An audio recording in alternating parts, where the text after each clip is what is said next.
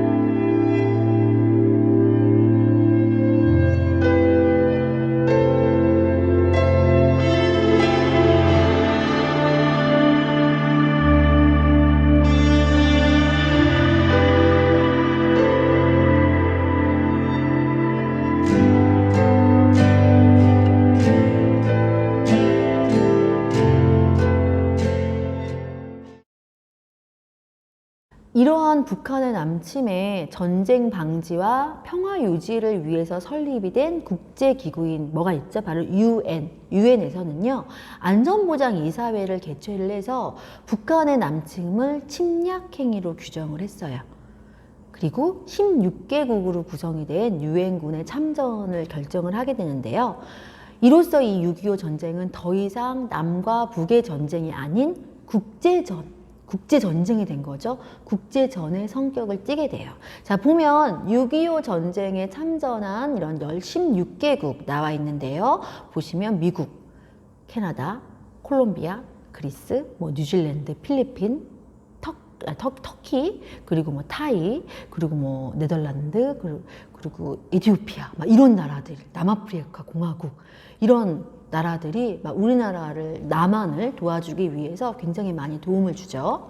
이 중에서 네 번째로 가장 많은 병력을 파견한 나라가 어딜까요? 어딜까? 이 중에서 미국? 캐나다? 아니요, 바로 터키였어요. 그래서 우리가 터키 하면 형제의 나라라고 막 얘기를 하는 게 바로 이 이유 때문이에요. 바로 터키는 2017년에 우리나라랑 수교 60주년을 기념하면서 6.25 전쟁을 바탕으로 한 영화도 만들었다고 해요. 바로 아일라라는 영화인데요. 모르죠. 잘 많은 사람들이 모르는 영화예요. 이 영화는 실화를 바탕으로 했다고 해요. 그리고 푸른 눈의 병사와 고아 소녀라는 다큐멘터리로도 제작이 돼서 많은 사람들에게 감동을 준 영화이기도 해요. 자, 그럼 잠시 이 영화 아일라 한번 살펴보도록 할게요.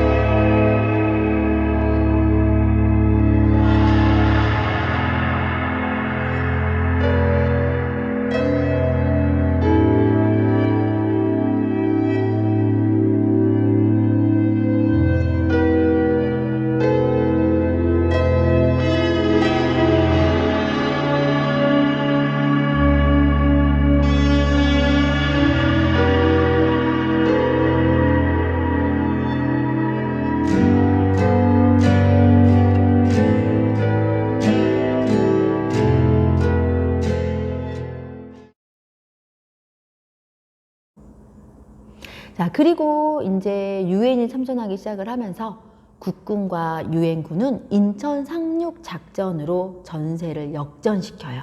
그리고 3개월 만에 다시 서울을 되찾죠. 자, 그리고 이어서 38도선을 넘어서 북상을 막 해서 평양을 거쳐서 압록강까지 진격을 했는데, 이제 고지가 눈앞에 있는데 중국이 엄청나게 많은 군대를 파견을 하면서 전쟁에 개입을 하기 시작을 했어요. 중국은 인구가 어마어마하잖아요. 그러니까 그냥 인해 전술이라고 하죠. 그냥 막 때를 지어서 막 오는 거예요. 그래서 다시 고지를 바로 앞에 두고 눈물을 머금고 후퇴를 하게 되고 서울을 다시 빼앗기게 돼요. 이걸 바로 일사후퇴라고 얘기를 하고요. 이러한 전쟁을 가지고 요즘 정말 대세 배우죠? 너무 멋있어. 나이가 들수록 더 멋있어지는 것 같은 이정재가 주연으로 한 인천 상륙 작전, 영화 인천 상륙 작전이라는 영화에 굉장히 잘 나와 있어요. 자, 이후에 전열을 다시 재정비를 한 국군과 유엔군은 다시 반격을 해서 70여일 만에 서울을 다시 재탈환하게 돼요. 막 줬다가 뺐다가, 막 내가 뺏겼다가 너가 뺏겼다가 막 서로 난리가 나는 거죠, 이제. 그래서 38도선 부근으로 한번 뺏겼다가 다시 빼앗았다가 뺏겼다가 또 빼앗았다가 이런 계속적인 상황으로 이제 이루어지게 되는데, 이런 상황들이 계속 전쟁이 장기화되면서 어땠을까요? 전쟁은 저기서 일어나고 일반 사람들은 그냥 유유히 생활을 했을까요? 아니죠. 엄청나게 많은 피해가 있었죠. 너무 많은 사람들이 죽잖아요. 그렇죠? 그래서 소련이 제안을 해요. 그래서 유엔군과 북한군, 중국군 다 같이 해서 휴전 협상을 시작을 하죠. 협상은 근데 순조롭게 진행되지 못했어요. 그 사이에 북남한과 북한은 조금이라도 많은 땅을 차지를 하기 위해서 계속 치열한 전투를 벌이고 있었어요. 그럼 그 사이에 엄청나게 수많은 군인들이 목숨을 잃게 되겠죠. 그 영화가 바로 고지전이라는 영화예요. 자, 그리고 마침내 1953년 7월 27일에 1950년 6월 25일에 전쟁이 발발했으니까 1953년 7월 27일이면 3년하고 한 달이 지난 거죠. 이 7월 27일에 마침내 휴전이 성립돼요. 이 3년간의 전쟁은 남과 북에 엄청나게 많은 피해를 주게 돼요. 당시에 약 500만 명이나 되는 사람들이 죽거나 다쳤어요. 500만 명이라고 얘기를 하니까 수가 어떤 정도지? 하고 별로 가늠이 안 되죠? 이 500만 명이라는 수는요, 인구의 6분의 1에 해당하는 수치예요. 바로 6명 중에 1명은 다 죽은 거죠. 그러니까 집집마다 이 전쟁으로 인해서 안 죽은 사람이 없다는 거예요. 그리고 엄청나게 많은 전쟁 고아와 이산가족이 발생을 하죠. 건물과 산업시설 다 파괴됐겠죠? 당연히 국토 다 황폐화됐겠죠? 그러니까 농사도 짓지 못해서 가난한 삶이 계속 이어지게 되는 거예요. 이런 6.25 전쟁은 많은 인적, 물적 피해를 입혔고요. 그리고 가장 큰 문제는 뭐냐면 민족 간에 서로 남과 북이, 우리는 원래 한민족이었는데 적대감과 불신이 깊어져서 지금 현재 2020년까지 이런 분단의 상황이 계속 고착화되는 거죠. 미국의 정치가이면 벤자민 프랭클린은 이런 말을 했대요. 결코 좋은 전쟁도 나쁜 평화도 없다. 전쟁이 아무리 의미가 좋아도 전쟁은 나쁜 거라는 거고, 아무리 그 평화에 대한 내용이 나빠도 나쁜 건 없다는 거죠. 자, 이것은 바로 평화가 얼마나 소중한지, 이 평화의 소중함을 강조하면서 좋은 전쟁은 결탄코 없다고 단언한 거겠죠. 자, 여러분은 지금 이런 상황을 보면서 전쟁에 대한 정당성의 부여가 맞다고 생각이 드시나요? 글과 수치로는 전쟁을 완전히 이해를 할 수는 없어요. 하지만 이런 영화들을 통해서라도 전쟁이라는 게 얼마나 공포스럽고 위험한 것인지 알 수 있겠죠. 그리고 이로 인해 발생되는 고통과 아픔 역시 너무나 크다는 거, 엄청난 시련이 있다는 것도 우리가 이 영화를 통해서 알 수가 있어요. 그렇기 때문에 우리는 더 평화로운 사회를 만들고 그리고 이 평화를 유지해야 할 의무가 있지 않을까 하는 생각이 드네요. 또한 우리 이후에 후대에도 안전하고 아름다운 사회를 물려주기 위해서 우리가 지혜롭고 현명한 선대, 조상, 우리도 나중에 후대에게는 우리가 조상이 되니까요. 우리가 지혜롭고 현명한 선대가 되어야 되지 않을까 싶어요. 그래서 우리 친구들이 오늘날 이 통일을 위해서 어떤 노력들을 할 수 있을지 한번 이 영상을 계기로 생각해보는 유익한 시간이 되었으면 좋겠어요. 자, 그러면 이번에 2회차 수업은 여기까지 하고요. 다음 시간에 우리 또 만나요.